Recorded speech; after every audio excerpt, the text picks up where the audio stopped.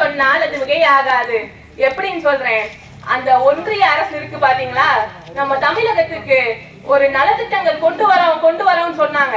சரி கொண்டு வாங்க அப்படின்னு பார்த்தா, உங்களுக்கு எய்ம்ஸ் மருத்துவமனை நான் கட்டித்தரோம் அப்படின்னு சொல்லி இருந்தாங்க. சரி மதுரையில கட்டட்டும் அப்படின்னு பார்த்தா அண்ணன் உதயநிதி அவர்கள் பார்வையிட சென்றிருக்கிறார்.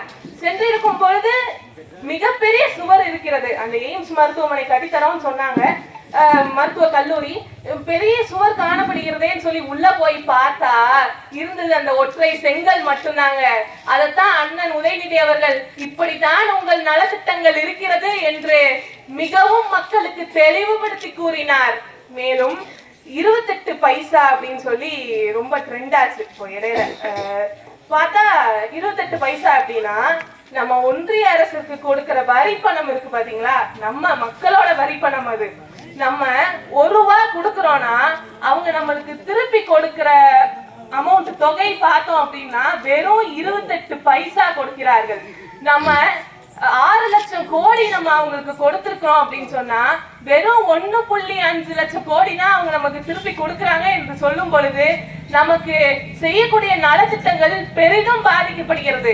ஆனா இந்த பிஜேபிய துணை போகிற மாநிலங்கள் இருக்கும் பாத்தீங்களா, அவர்களுக்கு மட்டும் 1 ரூபாய் கொடுத்தார் என்று சொன்னால் திரும்ப 3 ரூபாய் வரை அவங்களுக்கு திரும்ப செலுத்தப்படுகிறது.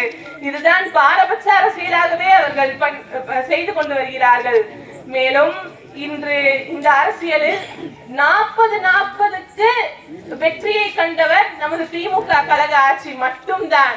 மேலும் இன்று பெண்கள் நாம இப்படி சரிசமமா உட்கார்ந்துருக்கோம். பெண்ணடிமையிலிருந்து வெளியே வந்திருக்கோம். பெண் சுதந்திரம் அடைஞ்சிருக்கோம். சமத்துவம் நின்றுருக்குன்னு சொன்னா அதுக்கு காரணம் பெரியாருடைய நீதி கட்சியும் நமது திமுக கழகமும் தான் என்று சொன்னால் அது மிகையாகாது. மேலும்